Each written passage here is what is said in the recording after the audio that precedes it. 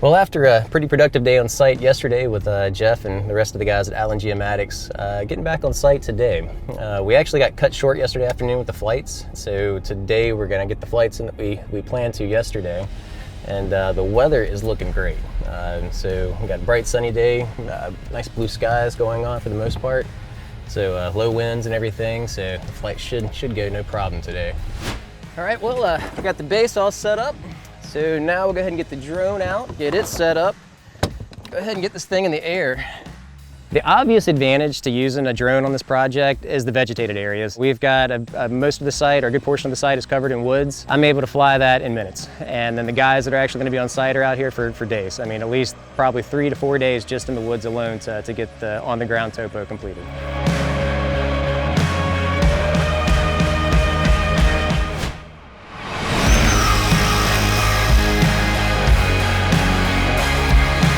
You know, the time that I've put into this so far equates to maybe about a day's worth of time total with everything. So where Jeff and his group, the conventional survey methods that they use, they've got a little bit more time in the office as far as planning. And then also their time in the field. I believe Jeff said they're gonna be out here for about 5 days trying to do the topo that's involved with this site. You know, this is definitely not about which one's better than the other. Just, it's all about the tools that surveyors use in the field.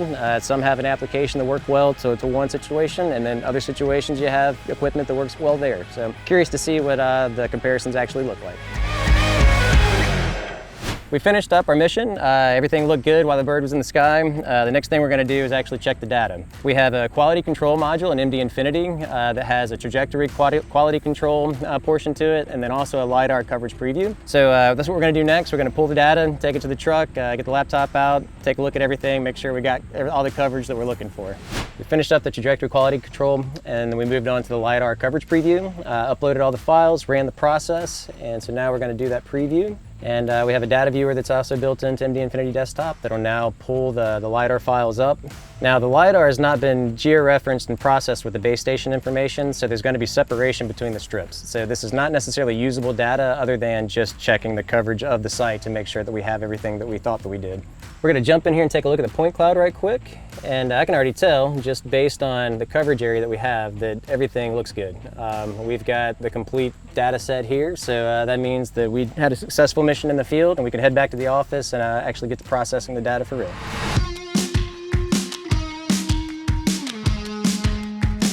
Well, since I'm all wrapped up with the flights today, now we're gonna bring Jeff back out here with Geomatics to get with his crew that's actually in the woods. And we're gonna follow them around and see what their task is looking like this afternoon.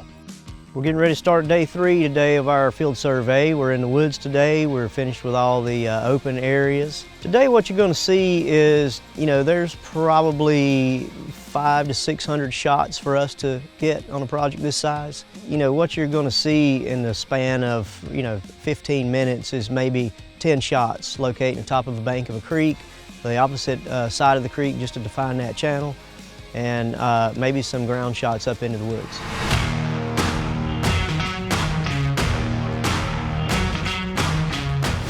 Hey, Jonathan.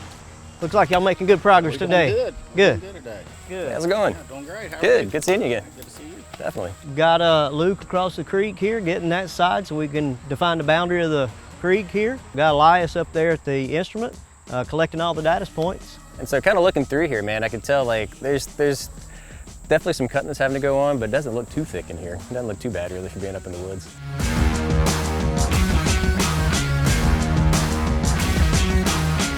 Let's talk a little bit about the differences as far as the conventional locations you're doing and the point cloud data that we're collecting with the LiDAR scanning. All right, well, you can see this is the big hill we've been talking about, and it's, I don't know, it's about 40 feet high there.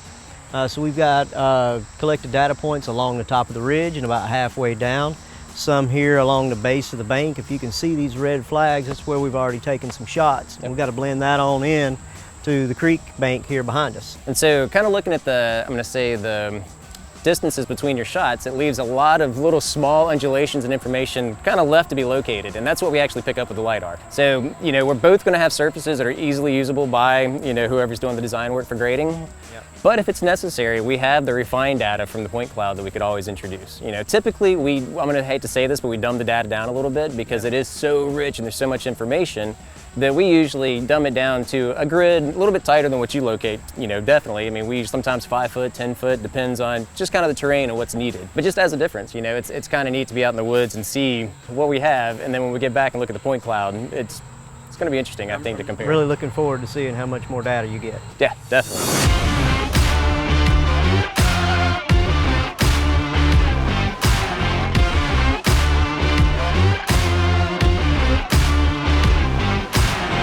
Jeff, thanks for having us out. For sure, I appreciate getting out in the woods with you guys today. I can definitely say it's been a while since I have. The drone thing pretty much keeps me on the pavement or in the open field, so don't really spend a lot of time in the woods anymore, but can't say I miss it.